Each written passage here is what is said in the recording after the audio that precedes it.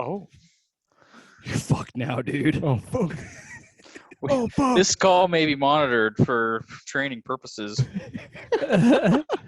Yeah, remember that shit. Yeah, don't fuck around. All I remember that is them talking.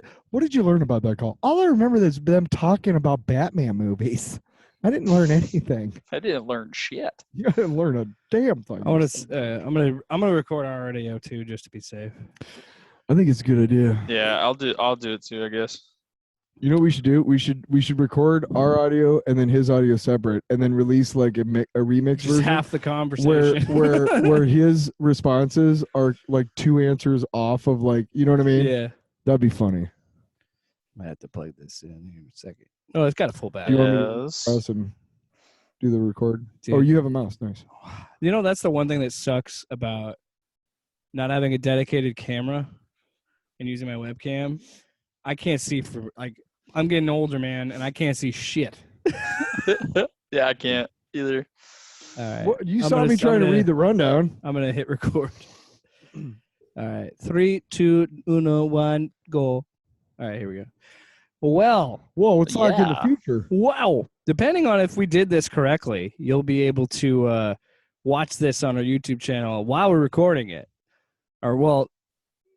Should we a be video. silent to see if Luke shows up on our thing? Oh, yeah, good point. Try talking, Luke. What's up? We're gonna see if you show up on the wavelength on okay. GarageBand Cool. while you talk. Just trying to click the fucking thing. You're talking. Fuck. It's not showing up. It's fine. Yeah, I got one Not recording talking too. for any So. amount- Recording anyway. We're That's fine. recording. Good This is deal. record. We got 3 different things recording. We Something's gotta don't work. know how technology works. Suck it. All right. So Eat a dick. when Spider-Man No Way Home came out, Mm. we did a definitive ranking, Mhm. and it became a definitive ranking because we just ended up agreeing on our list. However, we have brought on special guest, former Batcast co-host of mine, the one, the only Luke Moyer. The What's up, guys? nice. Not I'll just give you a quick rundown of my favorite Spider-Man movies, just because you mentioned it. I want to tell you, in the order of the order of how they released. okay. But I would also take No Way Home and put them. I would put that after Raimi Spider-Man 2, Okay. and then Spider-Man 3, and then Amazing 1, 2, Tom Holland's, because my biggest argument with Tom Holland and the MCU Spider-Man is he's never had his own movie. It's Right. always been carried by the other actor. And Yeah. the only good thing about No Way Home was all the good villains from the old ones.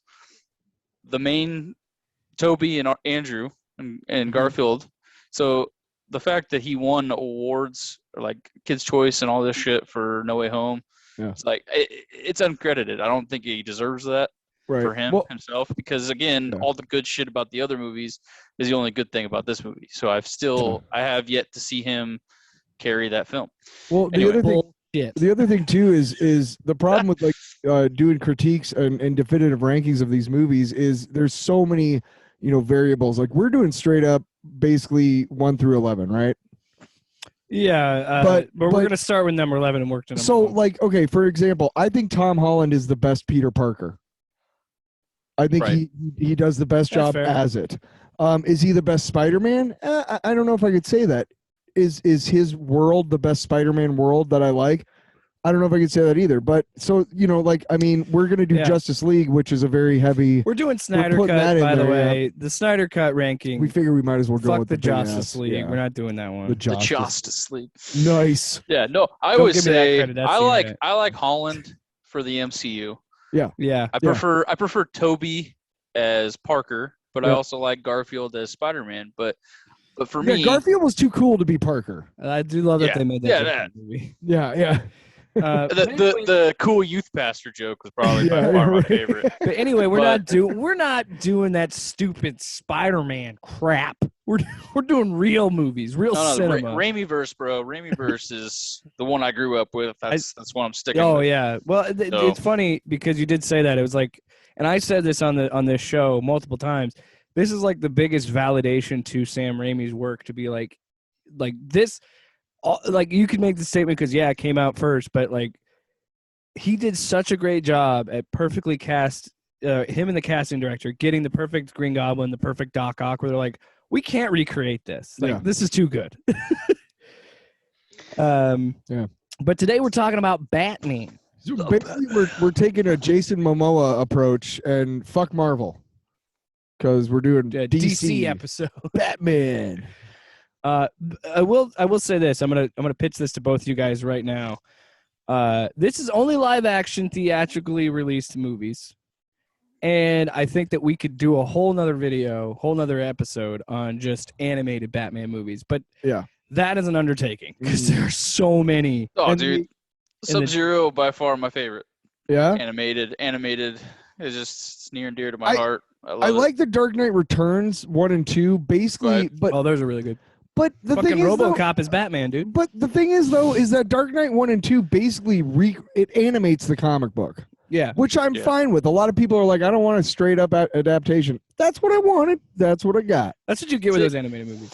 And that's, I mean, there's few moments in BVS that was cool just because it was like straight from those panels. Yeah, like the wine cellar shit. And... Yeah, the when he's jumping in the lightning and shit. They even did that in Batman v Superman. But I watched Injustice, the cartoon, the animated movie. That was badass. We're gonna go right back to it. I just want to wait a second. Did you like the part when they're fighting in a Kansas cornfield and Superman suddenly finds a fucking manhole cover? Look. It's a superhero movie. I turned it off right there. I was like, it's a cartoon. Fuck this. Okay. I also saved an edible.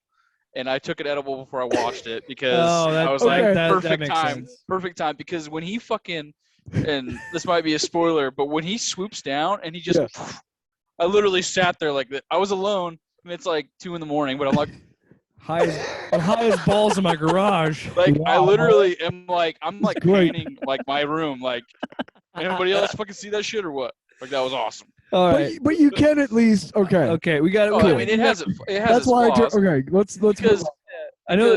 Other than that, it was like cool. And then there's when they go to Mr. Terrific or whatever, and they do the whole multiverse. Fucking, let's just grab a bunch of fucking Supermans, and then hey, here's a fucking Lois with a baby.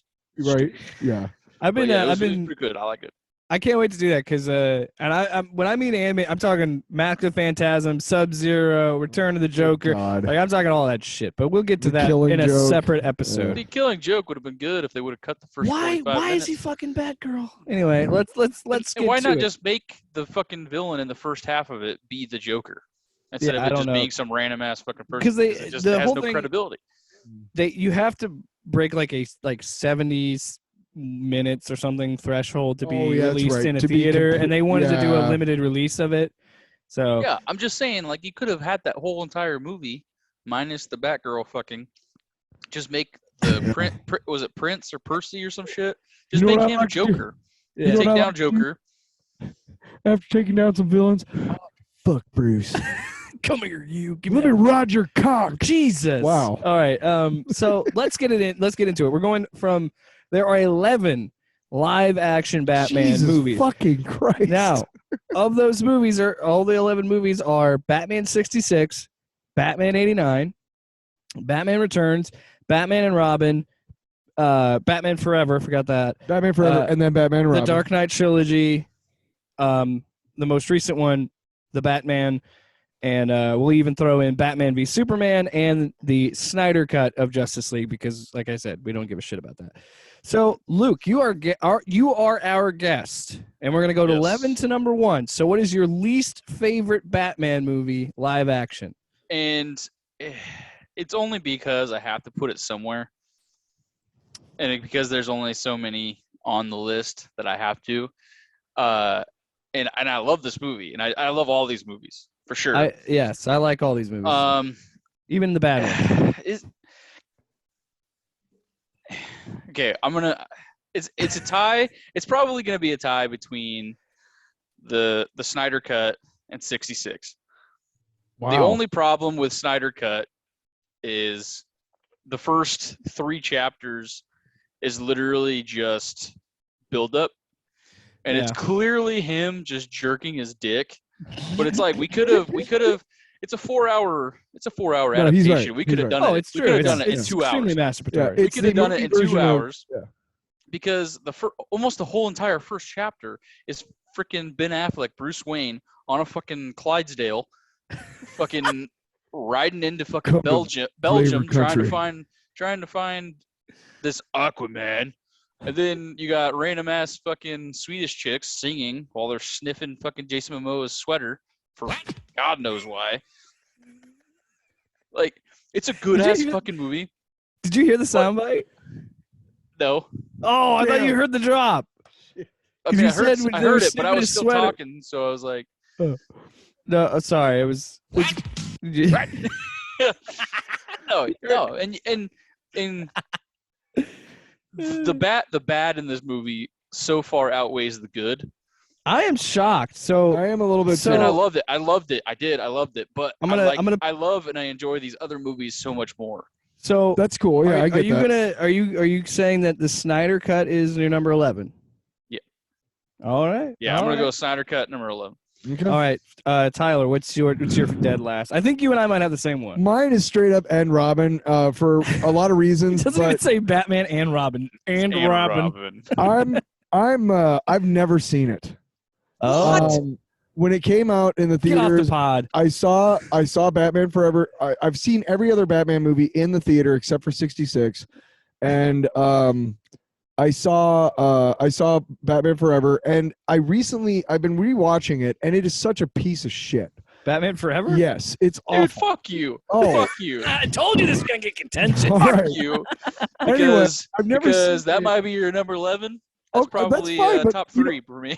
Okay, well, I didn't know get in your fucking face when you're okay. Fine, that's how it's gonna go. Yeah, defend your point. So, Ed Robin, I've never seen it, but all I've heard about it was just bullshit. They fucked up Bane. Fucking, it's just terrible. There's nipples. No, yeah, you're right. I don't want to do it.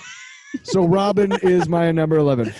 I was like 5 when that one came out, so yeah. I loved the fuck out of it. We have talked about him up because he had a Batman Forever. We have talked about doing sleep sack. A commentary on Batman and Robin, and the only reason is because I've never seen it before. I would totally love to be in on and how fun that would be for me to do it, for us to do a commentary that I've never seen. Yeah. So that would be fun. We'd have to do that in person for sure. We'd have to do that because I don't think we could do Zoom. But that's my 11. And sync it up. But yes, we should do that in person for sure. Yeah. I agree with Tyler. I have Batman and Robin number 11. And I do want to, again, put out the caveat. Even this movie, it's bad. I still get enjoyment out of it. But I have to put it at number 11 just because on its face, it is probably the worst Batman movie. Yeah. Even Batman 66 has some charm to it. So. All right, that is wrapped up for number 11. Let's start with Tyler. What is your number 10? Forever. Wow. Man, you know what's funny? As I guarantee you, Luke and I have them way higher than it should be. Yeah, you do. Yeah. Why than it should be? It's your opinion. But you guys grew more up with those. Yes. I grew up with like the Batman 89. Well, it's the same thing. Yes, but yeah. Anyway, but Batman Forever, again, I've been recently rewatching it. I still think Jim Carrey's performance is underappreciated. Oh, but it's I amazing. can't stand Tommy Lee Jones' performance. I can't stand it. I can't stand Debbie Mazar. I can't stand who is it? What the hell? Alicia Silverstone? No. Drew Barrymore. Drew Barrymore. I cannot stand the balls of Sugar Batman showing up in the beginning of the movie. The whole opening sequence is just so stupid. And acid, there's no way that you can stand in the top and not get burned somehow. Anyway, but there's Chase Meridian, some chick, doctor, and she's standing next to the police commissioner and she's public, horning over him. There's cameras and all this shit, and Batman's just chilling there too, and they're flirting with each other. Hey, and if I'm Commissioner Gordon, I'm putting a fucking bullet in both of them, dude. Like, no, get the fuck away from me, you fucking sick fuckers. Literally, at one point, Chase Meridian is like, "I like men who dress like bats." Like, you, great. And she felt up as Batman. Yeah, but yes. But you also got her character, Chase Meridian, and what a mighty pursuit she must be. She's literally the biggest problem with her though is she's just the same character except she's got a psychiatric degree Yes. because she's the same character as Vicky Vale Yes. in Batman. Sure. Yes, she's trying to find out what, and the scenes between her and Val Kilmer, I want to throw up. I really do. You don't like the derpy smile he No, does? they're both fucking really hot people, and I can't stand watching them. That's bad. I just want penetration. Val Kilmer is a You ever saint. see some pubes? She's a pubes. God damn it! I want to see some pubic play. He almost spit up his drink. You got to be ready, dude. I'm going to use the drops. So Tyler would say that Batman Forever is... You are nothing but garbage, yeah. Nothing but garbage, Gaina. Gaina. All right, so we'll go to me next. I will... Hold on. Yours was Robin for the last, right? For 11. Yes, I had Batman and Robin number 11. For my number 10, I hate to do it to this movie because I love Adam West, but I got to put Batman 66. You fucking heathen. You fucking heathen. Only because you have to put it somewhere. I had to put it somewhere. Yeah. And I mean, I'm going to agree with you. 10 There's is nothing 66. wrong with our opinions, but I think you're both wrong. Yeah, I'm just saying that sometimes that you just can't get rid of a bomb. And yeah. And I had that in the Batcast intro. That's fucking fair. And everything. So I love that movie, but it just I had to put it somewhere. So it's number 10. I couldn't tell you the plot. I don't remember anything about it. I just remember the bomb scene because it was amazing that they kept doing that bit. The plot you thought that joke would end. They just kept going. All the villains were teaming up to take out all of the world's leaders at the UN meeting. And so they go in and they dehydrate all of them, and they put them in these little vials that are color-coded to their country, which I feel like there's some kind of racism in there. I don't know yet. There might have been, yeah. But then they go to the Batcave to rehydrate everybody, and it's a whole thing. All right. But, all right. So, Luke, you in agreement with me? Batman 66? 66. And again, I love this movie for how cheesy and campy and just downright batshit it is. But you got to put it somewhere. Some days, 10, it's on my list. That's fine.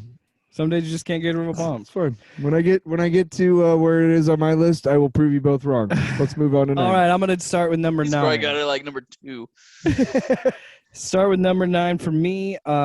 This one might be controversial.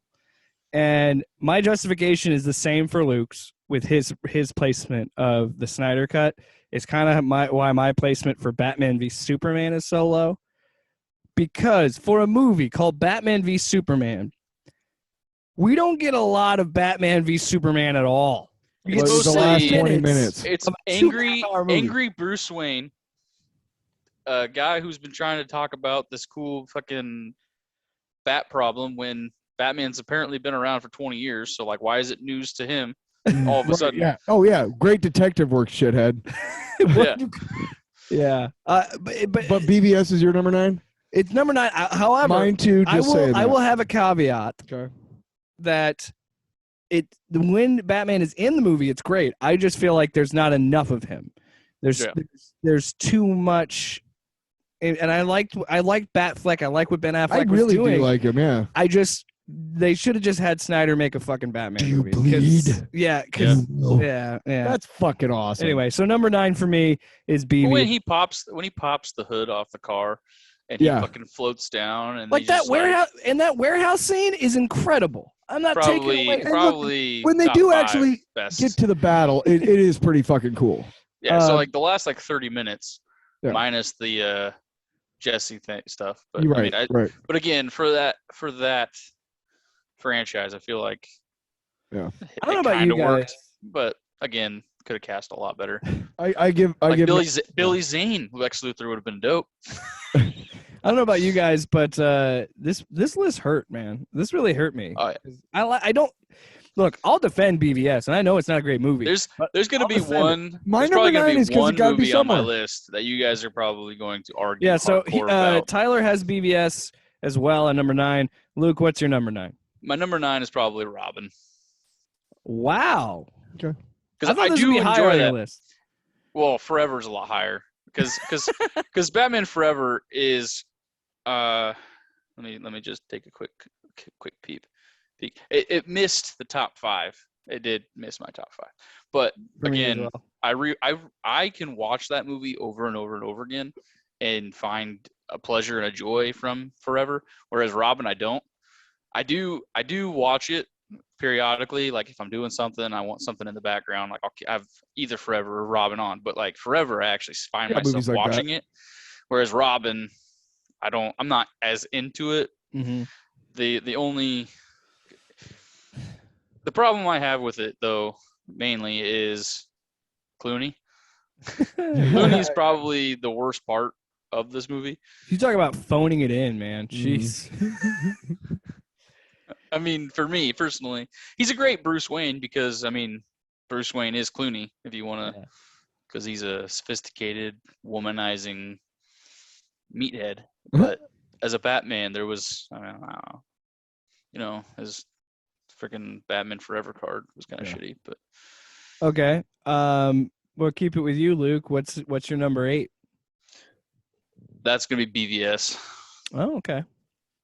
Because again, the other ones are better than these ones. Dude, so, I cannot wait to the top 5 because it's gonna get real contentious real fast.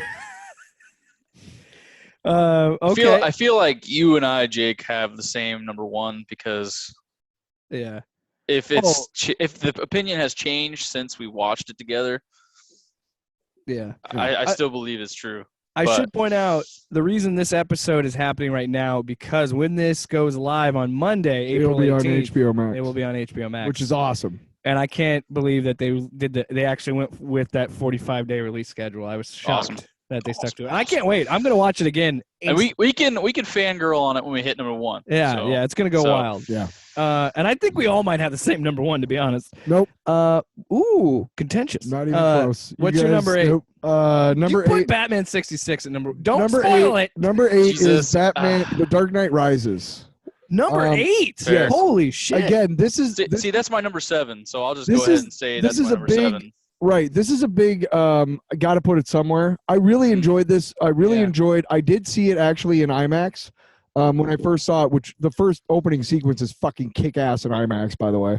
But I really liked, despite the fact that they played a lot with his, the background and everything, I really liked Bane, Tom Hardy as Bane. I liked it a lot. Mm-hmm. But they did ending is so stupid when you look at it through a lens of logic. Oh yeah. It's cool when you first see it, you're like, oh neat. Then you start thinking about it and you're like, fuck you, Bruce Wayne. But yeah, it's really, I liked it a lot. I want to like the movie more because of Tom Hardy's Bane, honestly. Oh yeah. He's because of all the other shit. So by far the best part of that film. And I feel like it's a Bane movie with Batman. Yeah. And Tom Hardy has been just so good at eye acting. Like you never see his mouth. Yep. If you ever saw Dunkirk too, that movie, I saw that one in theaters. That was a badass fucking movie, and he's just in the he's in the plane the whole entire time. Yeah. And he's just got his fucking face covered. Dude, when he first starts talking on the plane, you're like, oh shit. Mad Max, half the movie he's in a mask. And then Mad Max the first part of the movie. Like, he has like 4 lines. He doesn't talk. He says that he's just really good at like expressing emotion without actually talking or doing anything. His biggest part in that movie is the monologue at the beginning when he's like looking out over the desert, and then the rest of it is most of the time. When he's crouched down, and he's got the cowl in his hand, and he like does that stand up, and you just see how fucking like cut that dude is. Yeah, he's very, very demonstrative. He does convey a lot through pantomime. He has an imposing figure, and then Batman looks at him, and you can't help but think, bad mother crusher. And then that I like how he accepts the drop and then just keeps going. leather trench coats like went out fucking through the roof in sales after that movie hit. Yeah. Like 2013 winter came, everybody was wearing fur layered fucking coats like that. It's so weird. And there's some cool scenes. Put it so low. There's some cool scenes in it too. Well, again, I can't. You have to put it somewhere, you know. Right, and the ending Football really stadium just scene was fucks it up for badass me. too. When Hines Ward's fucking going for the TD. That part is really cool too. The part I know it makes no sense, but when CGI the was kinda fucking shitty bat on it, shows up but- on the bridge, I'm gonna save it. fire. That's cool. I have it much higher on my list, Okay. so I'll save my thoughts on it. But yeah, that's my number 8. That's what that feels like. That was funny too. I like how they Anyway. didn't even try and call it the Batwing. It's just the bat. What's that thing? It's a bat. I fly around in it.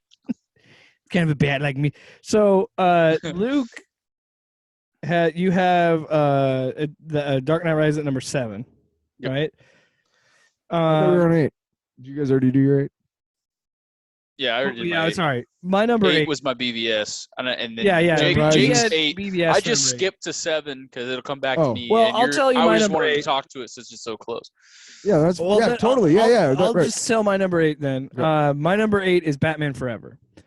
I Fuck. wanted see, look, I had look, this was the hardest part of my list because Batman Forever was originally my number 5, Wow, but I flipped it with a different movie and we'll My get to number it. 6.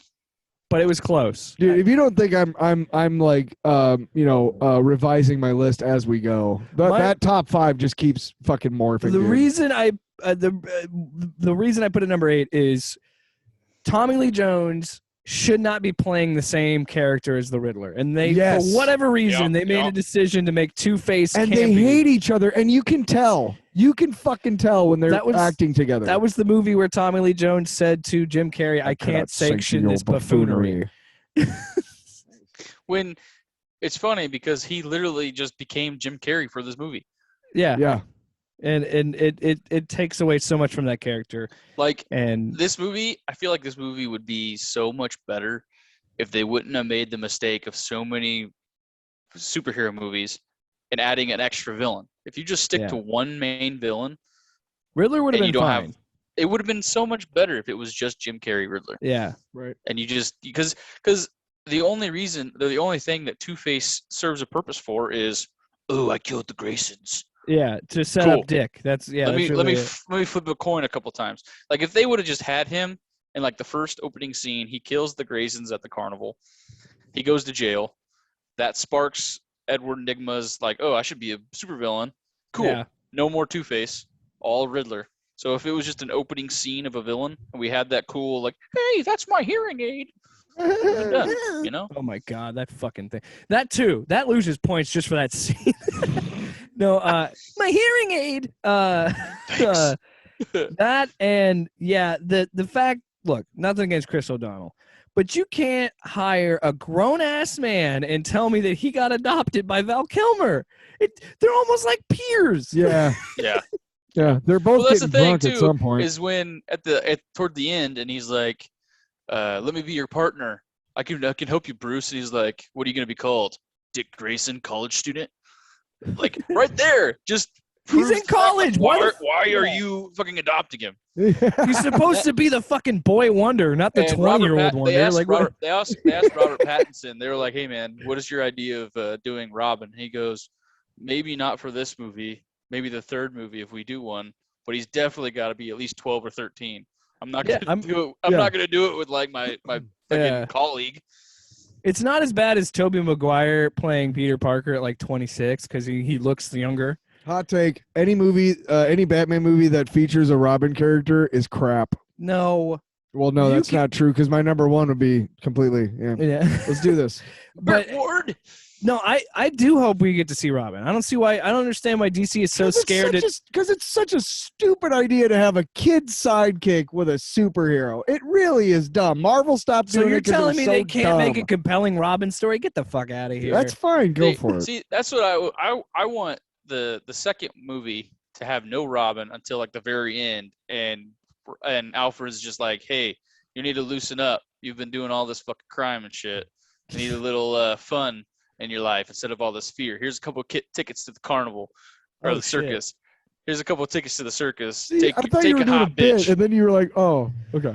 One No, day, I'm legit pitching like an ending for the movie because like then you can have the whole my parents died, I adopted him in between 2 and 3, so that way you can just have Robin in the third installment. Like that's just the opening scene is him hopping through the hula hoop and saying, "Hey, boy wonder." You know. Also, real quick to wrap up Batman Forever, major points lost for that movie because Warner Brothers didn't have the balls to keep Billy D. Williams on to be Two-Face, and it would have been the coolest fucking shit in the world. Yeah. Dude, if we would have gotten Tim Burton legit Batman 3. Yeah. Yeah, Batman Continues was cool. I was into it. Billy D. Williams, he sanctions Jim Carrey's buffoonery. You know it. That's a funny thing, Riddler. That's a funny thing, Riddler. After I had this Colt 45, I have to flip this coin. Jesus Christ. What?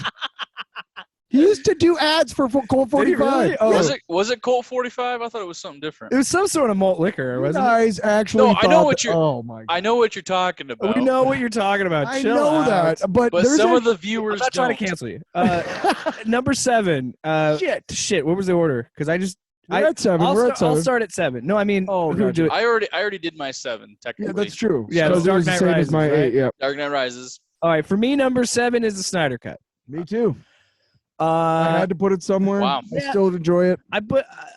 But as you were talking, I feel like I should have shifted it because you made some solid points. I had it higher than when you started talking. I moved it lower because I was like, yeah, as a Batman, you got a point. Dude. As a rule for myself, like we don't have a particular criteria. It's all opinion based. But for me, my criteria had to be like I had to keep it lower because it's an ensemble movie, it's a team up movie, so it's not centered around Batman. He's one of the main characters, but so that's why I kept it a little bit lower. But I think him, like that third act of him being the anchor to bring the team together, and then when he just fucking gets the gun and just Gatling guns all those parademons and he's doing like taking them out with machine guns, that was really cool, and I liked that. But Luke is totally right in his assessment of it, of being like, it's so slow building to that. One of the other biggest problems I have with it too is you're supposed to be Batman, the Dark Knight. You're supposed to be this badass. You're supposed to be, I can do it.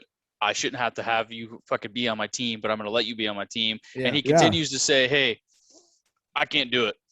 I need let's help. Let's go get that dead guy because I'm pretty sure he could probably do it. I basically killed that dead guy. But remember that dude could like punch through a whole skyscraper and knock it over? Maybe we should bring him back. I probably shouldn't have killed him. That's what I'm saying is like he had more balls in BVS than he does he was much more bold in the league because it's like, I mean, I get it. Your best friend died, which is an my best friend who I just became friends with. Yeah, because our moms have the same name. Yeah, that was so fucking dumb. Which, again, if you watch the extended version, it makes more sense because it humanizes Superman, which I get it, but it shouldn't have been so dramatic. Right. Look, in that shouldn't have been the linchpin upon which they become friends. Yeah. It should have been a lot more organic. Yeah. I mean, the fact that they both have capes was more of a credibility to be best friends. Yeah. Okay? Also, if you're about to stab somebody, do you really wait for them to say something first? No. Oh, also, Batman, you're supposed to be Punisher Batman in this world. You kill people. You don't think criminals didn't talk about their mom named Martha? Did you let those guys go? Yeah, right? Wait, that's a pretty common name. Oh, man, that's my mom's name. She died. My Meemaw's name is I don't deal with my trauma. You know what? You know why L. Snyder Cut gets a lot of points taken off is for showing us another fucking version of the Waynes getting murdered. Oh, man. Shut up. Hey, we don't need good job, Matt Reeves. Not killing his parents. We got it. Yeah. All right, so that was my number 7. They talk about it a lot. Yeah.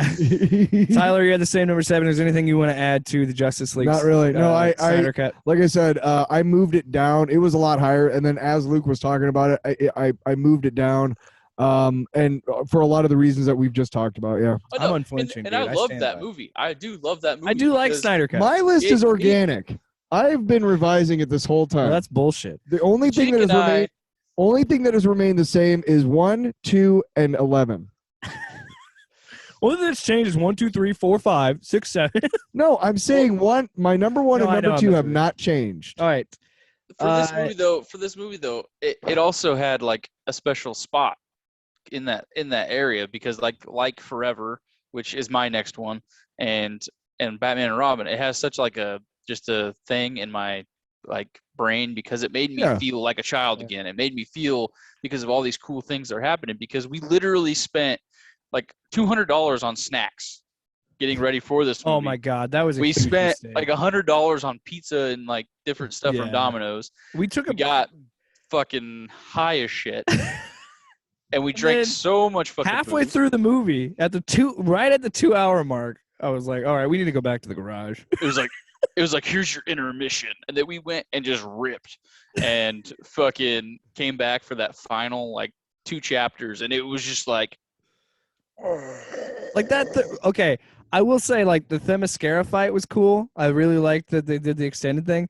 But at one point, I'm like, is this shit going to end? Like, yeah. It was and that's the thing, too, is, like, there's so many, like, cool things that should have just cut and been done. Like, the fucking shit in why, like in you Atlantis, said, when they're in the water and they're fighting, but they have to keep coming out of the water to talk. Yeah. That was stupid. yeah, we had to build an air bubble, even though we live in the water. And that's the thing. And we too. can't explain Even Amber Heard's random accent in this version, but in Aquaman, she doesn't have one. Right. Well, and then even in that scene when she's fighting Steppenwolf and she like pulls the water out of his face and he's like, that was fucking cool. Like, I love that. Yeah, there's a lot of cool parts. Look, but there's so much shit that takes forever. Like, why is Ezra Miller creepily grabbing a hot dog? That was the worst part of that whole thing. Is like, ooh, hot dog. Yeah. Put that in my pocket. Let me. That scene is a lot less creepy if the hot dog isn't involved, where he grabs. He doesn't touch her fucking hair. Why did he have to move her hair? That was weird. The nightmare sequence, the extended nightmare sequence, is fucking cool, man. I was fine with it until he made that fucking reach around joke, and I'm like, what are we doing? Because it's the Joker, man, and I will defend Jared Leto Joker until the day that I die. Let's move on to 6. I will die on that symbolic cross from Snyder. Okay, I will be the symbolism of Christ that he needs me to be. That's true. He's right. Snyder does not believe in subtlety. No. Snyder has to bang it over the head. Snyder thinks he goes into the fucking sky to be reborn Man by of the Steel, sun. Yeah, and he's Jesus. Oh my God. No, he even went further because he said he was 33. Snyder will come up to you, smack you over the head with a hammer, and go, "Hey, did you notice that hammer? Do you get it? Superman's Jesus. Did you notice that hammer?" But the overuse of Hallelujah. Like that song. God, yes. He loves that fucking song. Well, no, I did make fun of that, and then I found out that it was his daughter's favorite song. So I was like, oh, okay, that makes sense. Well, now I feel Let's like move on to 6. No, you didn't know. We're just getting on Still. leads in this thing. Tell us why Batman Forever deserves to be number 6, Luke. Yeah. Because I love it, man. When I watched that movie, I feel acting. I fucking love it. No, because it makes me feel like I'm 6 years old, so it's gotta be at 6. You know, that's 6 fair. for 6. It just, again, like I've said multiple times already, it's just got a special spot in my heart. That's fair. I grew up on this movie. It was so close to the time that I was born, and I grew up on it. I had all the fucking merch. Me and Tommy, we used to share birthdays from when we were like 1 till about like 13 or 14, and we had a share birthday parties. Okay, yeah. I was like, what? You just stopped having the same birthday? No, we shared the birthday parties. Yeah, I know. And because you're like 2 weeks apart. Where we had a Batman Forever party. So we had like the cake, we had the fucking little figures on the cake. We did like all kinds of shit. My mom got me a badass sleeping bag. That's when I knew she hated me again. No, but it's just a special spot. Yeah, I mean that's cool. No, that's cool. It's just I grew up on it. I lived with it. Yeah, I wanted to put it higher too, but I don't know. Riddler is my favorite Batman villain. He's my favorite rogue in the Rogues Gallery. I love that he makes him be a detective, and that's mostly why I like this new version of the Batman. Yeah. It makes him earn greatest detective, and I love that. I love it. Well, and I was just, now I feel like if my younger self could find out about this, he wouldn't beat my ass because he's a child. I could take him, but like. I don't know. You saw how better shape you were back in the day. And he's fat. He's definitely faster than I am. But he would be upset with me that I put Forever so low. But because I was the Riddler that same year that you were talking about, I was the Riddler for Halloween at my birthday party. So I was going to do the Riddler, but I could never get the hair dye. And I told my mom, I was like, if I can't find the hair dye, then I'm not doing it because I'm going method. I'm going full on. Oh, you were going red hair because I grew up with a Riddler with black hair. Well, in the movie, that's he has fair. In the comic book, yeah, no. In the comic book, he's always anyway. Well, But you're right. I will say this. Even in 90s animated series, like before, Oh yeah. he was red haired in that. Yeah, too, no. so. I have no doubt that once No, the Jim Frank- Carrey, I mean, yeah. Frank Gorshin, man. Well, That it's dude's also fucking 'cause badass. He's my It's favorite. also how they did the animated series back then, because the animated series. See, by the time those came out, I wasn't watching cartoons the anymore. animated series like created a lot of characters that are now canon. They did a lot of things that are now Harley canon. Quinn. And But it was kind of created on an animated the animated show. series was basically a continuation of Yeah. Tim Burton's. Yeah, it was and connected just, to those movies. It's so good. in a way. Oh, I got you. Okay. They weren't like directly connected, but they were definitely inspiring each other. What's your number 6? But the Big Bad Harv series and that fucking the Two-Face like origin shit and animated is fucking like by far my favorite. Or Two-Face Anyway, when Dark Knight continue. comes around. I will tell you right now, my number 6. Actually, no, it goes to you, Tyler. Technically. My number 6 is Batman Returns. Ooh, give it up. Same spot. You're not gonna like where I put my returns. Well, Batman Number 1, bitch. Batman Returns. This is partly I got to put it somewhere, but also, Batman '89 was such a big touchstone in my life, and Batman Returns was because not. you were like almost teenager, weren't you? When I'll get to 89 came when I out? talk about Batman '89, but You've talked about it on the show, Returns too. was not. I'm pretty sure I saw it in the theater, but it didn't grab me the way the first one did, or the way '89 did. Right. Michelle Pfeiffer, Danny. There's almost nothing wrong with this movie. It's just the way that it came out and the way that it hit me. It's just never been my super favorite one, even though it is objectively should be in the top 5. I had to put it somewhere. You'll know when I get to my top 5 why I had to put it there, but it's my number 6. It just didn't grab me as much. When I see it on HBO Max, I'm like, oh, I haven't seen that in a while. I think, yeah, but I don't really want to. And then I'll watch something else. I don't know. Fair. It just doesn't grab me. Do you sit there and you're like, man, Art thou bored? Art thou bored? I sit there and I go, art thou bored?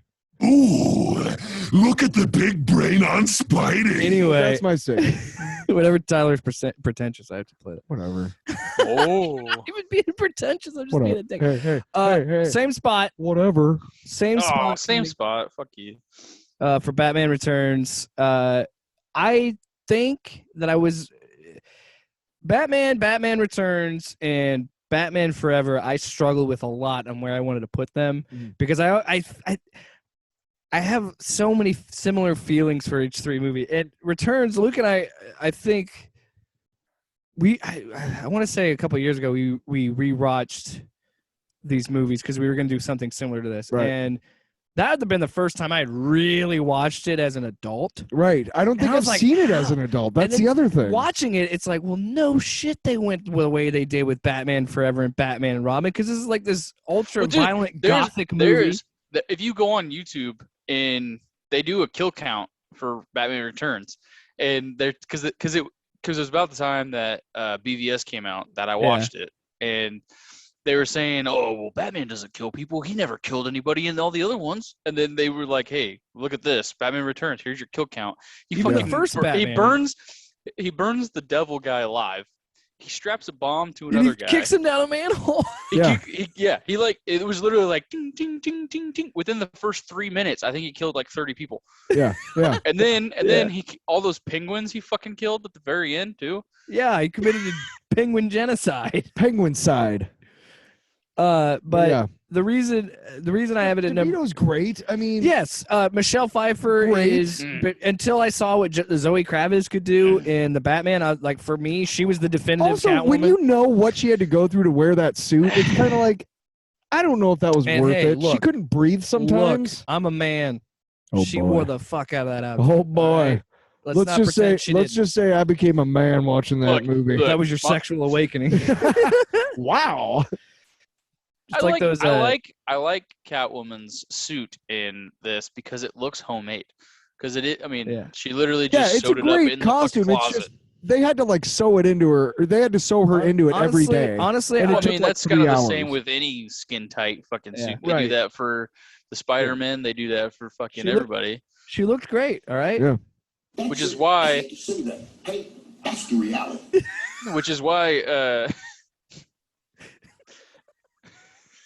which is why Christian Bale continued to say, "Hey, put a fucking zipper in your fucking dick so you can go to the bathroom." That's a when he good was talking with all the Batmans after him. It's like, And why did it take until the Nolan movies to be like, maybe we should design one where he could actually move his fucking head? which again that's my number 5. Because you guys already talked about your number 6s. Yeah. Well, I want to put a bow in it on the Batman Returns. Another reason it's number 6 and why I love it, it's a Christmas movie, so I have an excuse to watch it every year. Yeah, because Batman '89 came out in the summer, so that was also a very different release kind of feel. Yeah. What's your number 5, Luke? My number 5 is Dark Knight. Oh, okay. I'm sorry. I thought we were the same I one. didn't expect it to be so low. Yeah. Yeah, I mean it's a great movie, but Still again, top 5. my top 4 are arguably We'll get to there. Yeah. more meaningful to me than Dark Knight. Yeah. We're gonna talk about it. Yeah. Go ahead. Yeah, tell us. For me, Dark Knight is number 5 because it needs to be on the list. It has to be on the list. My top 4 are, I like them more. I like them better. Yeah. But because it's number 2 in the Nolan trilogy of my faves, is because it's good. I love it. It's awesome. But again, they waste Two-Face. They waste him and his character. I wish they would give Harvey Dent a better arc and a better story. He wasn't supposed to become Two-Face in this movie. Right. They had to do reshoots because of Heath Ledger's passing. That's why it seems like it's rushed at the end, is because they had to do reshoots and put him as Harvey as Two-Face. Okay. To kind of wrap that. Because if you notice, after that boat fight, he's gone. Joker's gone. So I imagine there was more of him in the third act and towards the end, and they're like, "Oh shit, we got to recut this because of what happened." Mm-hmm. But so I understand why you feel that way, because it does kind of like the explosion happens. It does and then always boom, feel he's like Two-Face. that. Yeah, it's almost like the first 2/3 is Joker, and then the last. All of a sudden, it's a Two-Face movie at the end. Yeah, and I mean, I like Two-Face so much because his story is so tragic and it's so impactful that I wish they would have saved Two-Face for the third installment, and not killed him off. And that's another thing I really hate about a lot of these movies and superhero movies in general, is that they kill the main villain so you can't use him later. And like they did that with Nicholson, they did that with DeVito. Yeah, if they did that in comic books, there wouldn't be comic book series. Tommy Lee, over after the first killed 5 Tommy issues. Lee Jones. Right. Yeah. The only one that they didn't was Uma Thurman and Schwarzenegger, because they became cellmates. But like, I hate like when they do that, because it's such wasted potential. And that's what I like about this forget his newer name, one. but I thought he was so good. It'd be like if Daredevil killed Kingpin after the first season of that show. Right. Like, it wouldn't be That's as what awesome. I like about this newer Batman, and when we get to talk about it or whatever, is that they didn't kill the Riddler off. Yes. Like, thank you. What a fucking novelty. I think they're learning now, because I think they're learning like everybody wants this fucking universe stuff, so we can't keep killing our villains. Let's stop with the whole who's the villain this time. Why can't it be the villain from the first one? That. They kill off the fucking main bad in like almost every single installment. Right? Too, Yeah, because, everyone. They did it all. They did it in pretty much. We should have gotten another Red Skull movie. The first 20 MCU movies were you're dead. If you're the main villain in an origin story, you're dead. Yeah, it really wasn't until like Age of Ultron, post Age of Ultron, they're like, well, let's stop killing our villains. Yeah, and then let's kill Killmonger while we're at it. Great. Yeah, I know, what a waste. Yeah. So that was Luke's number 5. What is your number 5? My number 5 is Batman Begins. Ooh. I'm really excited about these top 5s. It's so different. It's a little bit of a gotta put it somewhere. 5, I didn't see that until after like it would have been on DVD like 6 months. I was kind of Batmaned out. I didn't really see what the big deal was. I did hear that it was good, but I didn't know Christopher Nolan's work at this time as much as I do now. Like now, I'll watch every movie he makes. I'm gonna watch because I haven't watched Tenet. Oh, Tenet is a fucking mind fuck. So good. Can we put that on the box? Quote, fucking mind fuck. Fucking mind Tyler Allen, off panel, Tyler Allen, OPOW. Yeah, why are we wrestling? Why are we having movie reviews on the wrestling site? Okay. But I think the whole twist with the Ra's al Ghul, shut the fuck up, man. Like that just ruined it for me. Oh wow. The end, the whole, it's just not a Batman movie to me. It's a action movie, and then at some point a dude puts on a suit. It's not as much of a Batman suit you'll ever wear. Even though it takes all of these elements from Batman Year One, which is how he becomes Batman. Yeah. It's still really not Batman. Dude, I'm gonna I don't fight know why. you so hard. I am too, It's my because personal literally opinion, every reason you have that it's wrong. Yeah, why I totally love it. disagree with your take on this movie. That's fantastic. Thank you so much for fucking dude, telling me that my opinion is wrong. I'm not telling you. Sorry, I don't agree with. I said I don't dicks. agree with you. Dude, no, it's my favorite of the words you Nolans. used were It's wrong. literally, Well, you it are is wrong, literally- but that's Well, fuck beside. you. No, continue your thoughts. I'm done. You No, guys keep have it. going. No, it's that's my favorite of the all I Nolans. gotta say. I It's will. just not my I will favorite. talk more out about of it. out of the Nolan movies, it's the worst. I'm going to tell you right now. my favorite of the Nolans, motherfucker.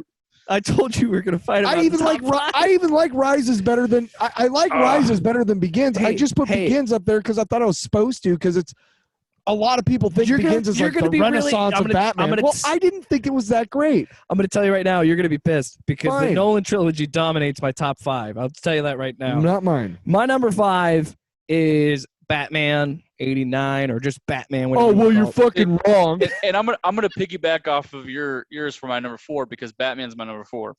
There you go. Batman 89 is your number 4. Yep. Fucking heathens. Again, it's a generational gap. Fucking It's a heathens. generation. It is. No, and this is funny because again, when we were doing the Batcast stuff, we were trying to do commentaries, and we got too drunk to finish the Which first is Batman. the reason for a lot of stuff failing on our part. But when I rewatched it a couple years ago, and I've rewatched it again since leading up to the Batman. Wait, what's your 5? The Batman. Oh. 89. Both of you guys? Yeah. Well, it's his number. Oh no, 4. yeah, I got He you. already got did you. it. Yeah, Okay, it's my number 4. Him and I are going to kind of tag team here. Yeah. But the I reason couldn't guess. the reason I love it is the same reason I love the animated series, because the animated series is pulling from the Burton Batman. But I love the fact that this is a modern Batman, but it's also in out like of the 50s. time. Yeah. 'Cause it's like a noir movie, Mhm. like from the 50s, but it's still set in the 80s. The set design and the production design on the movie is almost as much of a character as everything else. And say what you will about Burton's interpretation of Batman, but he understood the gothic tones, is Art Deco, and that's what I love about Reeves' Batman too. Is they embrace the gothic feel of the character. Because, contrary to popular belief, Batman is, and he has become, maybe when he was written originally, but now as time has come and gone, if you are that dark and brooding, you're going to be dark and brooding on screen, because there's no lightheartedness when you're trying to fucking just turn people's faces into applesauce. And I mean the darkness and no, I'm just saying, because this is why I like DC so much more than I like Marvel, is because DC is dark and it's gothic and it's more believable and relatable to me than all this happy-go-lucky color and fucking Mickey Mouse ears and all this shit over at fucking Marvel. Wow. To put it another way, DC is like Edgar Allan Poe, and Marvel is like a slasher. Or the sidewalk ends. No. Another thing That's what I feel about Marvel. It's like it's this little book of fucking second grade poems where I'm literally in fucking like college credit fucking English poetry for fucking. Wow. Hey, let's reboot our continuity again with another crisis. Oh, here we go. And that's why I hate how much the DCEU has failed. Yeah. In this, because I love it so much more, Yes. and the characters are so much more believable and relatable. Yeah. And just Marvel perfected the shit, and I hate it. I love to watch it, but I hate to see it. Yeah. Because I would love to. You're a DC fan, yeah. The MCU's got to just be fuck. I would love to see a great example of that too, as we get back to talking about Burton's Batman. But I remember walking out of Captain America: Civil War with Ashley, and I look at her and I go, I can't fucking believe that they did a better Batman v Superman movie with Captain America and Iron Man.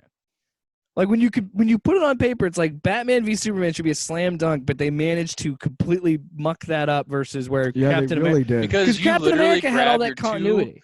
You and grab all your that- two biggest names in the DC, and you can't get it right. 3 even, because you threw in Wonder Woman. Yeah, you put the main trilogy in your fucking movie, and you can't do it. You just can't fucking do it. But back to Burton's Batman. Another reason I love it is Nicholson is just amazing as He Joker. kills that shit. He's horrifying. I totally forgot how scary. Like when he shakes that guy's hand and he electrocutes him to death, and he's just smoking. You're a cold bastard, Anton, and You are, I'm glad you're dead. My What, number one man? guy. Dude, after he then- electrocutes him. Yeah. I'm When he glad you're does dead. the You just Love that Joker. Yeah. when he does the Joker product fucking shit, like that was like And that he was has awesome. he has one of the best lines. This town needs an enema. Like Dude, all I'm of his gonna give lines it are to him. great. Stop the press. Who is that? Yeah. Dude, and Prince having the fucking soundtrack. Oh, dude. I don't think Prince watched the fucking movie. He just No, liked he did Batman not. and he just No, threw some songs He did together. not. And you know how I know that? Because we bought the special tin, which was like a little circle, and it's a little tin with a embossed Batman, and even the card, the little lyrics card is circular, and the CD's in it. And you read the lyrics, and you're like, did you just write a bunch of words down and then say, throw them wherever? Dude, the Bat Dance is an amazing song, and it's just clips from the movie. Yeah, it's just cut from the movie. The best song from that soundtrack Scandalous. has got to be Party Man. Oh. And that's because it fits exactly the scene that it's. Oh yeah. They go into the He's museum. like, And it's a perfect showcase for Nicholson's just whatever. By the way, I'm nowhere near my Batman Lawrence? 89. I'm just chiming in on you guys. Yeah, so, I know. okay. You're going to splooge for that movie. I'm gonna come all over it. Wait. So that was Me Luke's too, number man. 4 was Batman 89. It was my number 5. Oh, right. You're on number. I'm on number. We're going to be on number 4 now. Gotcha. Okay. I'll start with number 4 since you guys already talked about this movie. My number 4 is The Dark Knight Rises. I think Interesting that it's so high. it's very high because, and this isn't fair because I probably should I should look at them as their own movies, right? I'm not arguing But with you. I think it's. I good. think it works for me as a number 4 because I like how it fits in the Nolan stuff. Okay. I do understand, and I totally agree with you. It kind of rushed to the finish line, and I could have had like another 15 to 30 minutes of this movie, and I would have been really satisfied. Right. Anne But- Hathaway is the one that sealed the deal for me. Well, and the scene with the hole, like I could have gone a little bit more with that. I would have liked to see like time pass slower than it did. See, and I understand it's a movie; they gotta get to the third act or whatever. But See, in the Batman with the line where she talks about corrupt politicians and the corrupt people is almost like you could probably argue word for word Anne Hathaway's corrupt white dudes thing, but she does it so much better in the Batman. Yeah. I just and nothing against I love Anne Hathaway, I love but Anne Hathaway. Annie Hathaway's she's beautiful. I love her, but she is what is it, The Princess Diary? She's a children's actor. She's a children's that was her actress. first movie. Was The Princess Diaries. Oh yeah. I like her too, but again, it's recent. It's hindsight is the problem because Zoe Kravitz fucking killed. I feel like she overacted that part, kind of like Yeah. Uma Thurman overacted Poison Ivy. Yeah. I will say what I loved about The Dark Knight Rises was Bane. I liked Tom Hardy is so good at being menacing. He really elevates the movie, dude. He's Oh, yeah. horrifying. He's Yeah. creepy, dude. He is fucking We scary. talked about this recently when he puts his hand on that guy and goes, "Do you feel in charge?" I was like, he's gonna kill that guy. He's gonna pop him like a pimple. Dude, I wish they would have gotten a harder rating. when they show so him that you snapping could- that dude's neck. So you could see like fucking blood and bone and everything.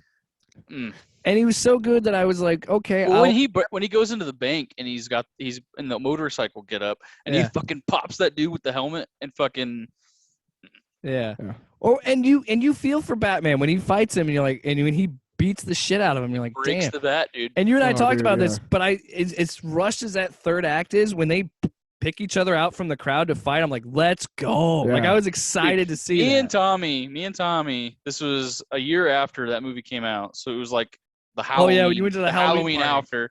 Tommy went as adaptation of Heath Ledger Joker. He didn't have green hair, but he had the makeup and everything. I went as Bane, and this is when I was still kind of physically fit. And I shaved my head completely. I had the Bane mask, and I just sat in the corner with the eyebrow up like half the time. And people like kept coming up to me, and they were like, "So can you do the voice?" And then I would do it. I'm not gonna do it for the fans now because I haven't seen the movie. I can't give it any credibility. But they would like, "Oh, dude, this is so awesome." And then fucking Blake, I let Blake borrow my Batman costume, and me and Tommy showed up late. I walk into the room, and here Blake is in the kitchen, and he's fucking hammered drunk already. It's Batman. And I come walking in, and he like stops, and he points at me, and we like do the slow walk towards each other, and do a fake fight in front of everybody. And then Tommy got super hammered, and it is so funny because wasn't he under a table? They're playing beer pong on the ping pong table, and he's wearing like a light brown blazer. He's got a green V-neck, and he's got a purple scarf. He's got his hair slicked back, and it's long, so it looks like good though. I will say he looked good. He's got the eyes, and he's got the whole makeup, the whole get up, and he's got like a drink in his hand, and he disappeared for a while at the party. So I'm pretty sure he was on all kinds of different drugs. But he's under the ping pong table, and I'm trying to find him. I finally find him, and he's literally like this. like clawing at people's legs as they're like walking by, and I'm like, you guys took some role playing here. So who's your number 4? I don't even know. He's still going. Sorry, this is a great story because then I'm just kidding. We meet a Poison Ivy and a Catwoman outside, and I'm like looking at Tommy like, hey, we're gonna get laid tonight. Like, this is the Rogues Gallery getting it on. Come on, Gallery orgy. And Tony Stark, of all people, came out and fucking stole him from us. Awesome. I was pissed. I was like, dude, this is a DC party, you bitch. Yeah, DC party, bro. Get the fuck out of here. And he wasn't even wearing a costume. It was just the fucking T-shirt that lit up, and he had a goatee. He was like this, like Hispanic dude. Like, I don't know exactly where he was from, but he had a super thick accent, and it was hot. So I understand why they went with him. The Dark Knight Rises does lose points for these following things. One, Talia's death is pathetic. Like the way that they she literally was like, and now I'll die. Dude, look up the scene. I'm not fucking joking. I'm not even playing. Jim Gordon being completely oblivious that Batman is Bruce Wayne when everybody else figured it out in this movie. Yeah. Point 2B to that, or 2A to that. Joseph Gordon-Levitt's character just figuring out because he looks sad. Like, oh, you look sad like an orphan. That means you're Batman.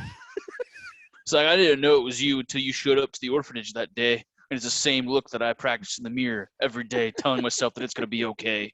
To which Christian, like, and then Batman's like, hey, you know what? Smiling? He's like, you know what? Here's my legacy. Go say your real name at the fucking bank, and we'll give you the key to the fucking back cave. I'm just saying, as much as I love that movie, it's in my top 5. It doesn't come without flaws. Like, there's some big... Oh, and Bruce, you couldn't have told Alfred when you decided, hey, I'm going to make this a suicide mission, to be like, hey, I'm not going to die, and I'll see you in France. Maybe he did tell him. Maybe he did. That's why he went to France. And that's why he saw him at the diner, because he had previously told him of the diner thing. Number 4, Tyler. The Dark Knight. Okay. The reason why my top 3 is very specific, and again, my top 2 hasn't changed, but my top 5, my 3, 4, 5 has evolved. It's gotta be. 3, 4, 5 has evolved as this has gone on. I had the Batman here, but I have Dark Knight down here for a couple reasons. The more I think about it, I love the Dark Knight because of the Joker. Yeah, and he is such a fucking tiger when he's on the screen, and every time, you know what I mean? Like, Ledger, shark in the water. He fucking kills it, dude. Like, and just listening to his voice, knowing what he really sounds like, and you're like, man, like, it's just so good. And William Fichtner, when he comes out at the beginning, he's like, you know who you're robbing from? You're dead. Like, that's a pretty cool part, right? There's some great parts. And then when he fucking takes the mask off to reveal himself, stranger. Dude. Right, but we we have And the talked lip- about the it. lip It is smacking? rushed a third act.